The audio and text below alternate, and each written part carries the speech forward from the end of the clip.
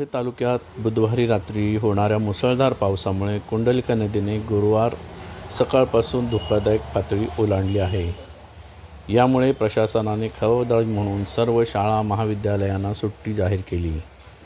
यामुळे रात्री जाहीर झालेला हा शासन आदेश सकाळच्या सत्रात आपल्या मुलांना शाळेत सोडून आलेल्या पालकांना त्रासदायक ठरला।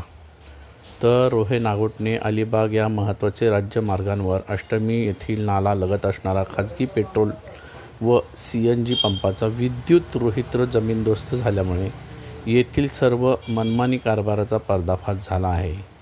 सुदैवाने यामध्ये कोणतीही जीवितहानी झाली नसल्याने तरी एकूणच हा महत्त्वाचा राज्यमार्ग अष्टमी येथील नागरी वस्ती यांना पूरस्थितीमध्ये धोकादायक ठरणारे असे येथील भराव होत असलेले काम यावर नगरपालिका प्रशासक व माननीय तहसीलदार रोहा नागरिकांच्या सुरक्षेच्या दृष्टीने वेळीच कारवाई करेल का, असा प्रश्न सर्वसामान्य नागरिकांना पडला आहे। गुरुवार दिनांक 19 जुलैची पहाट ही रोहा शहर व तालुक्यातील नागरिकांसाठी धोकादायक इशारे देणारी ठरली। आपल्या मुलांना स्कूल बस, खाजगी व्हॅन अथवा स्वतः सकाळच्या सत्रासाठी शाळेत सोडून येताच माननीय जिल्हाधिकारी यांचा शाळांना सुट्टी असल्याचे जाहीर करण्यात आले। त्यामुळे पालकांवर त्यांचे पाल्यांना नाहक मनस्ताप सहन करावा लागला।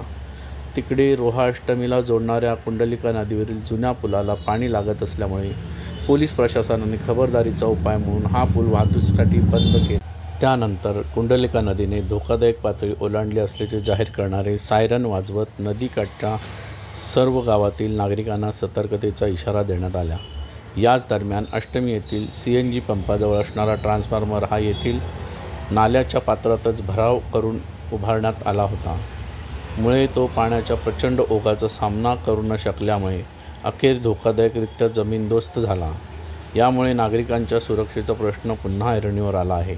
अष्टमी नाका येथे जमणारे पाणी यासोबत पांडुरंग शास्त्री आठवले स्वागत कमान येथील दिवसेंदिवस वाढणारा पाण्याचा हा होणारा ओघ हा नागरिकांना धोकादायक ठरत आहे।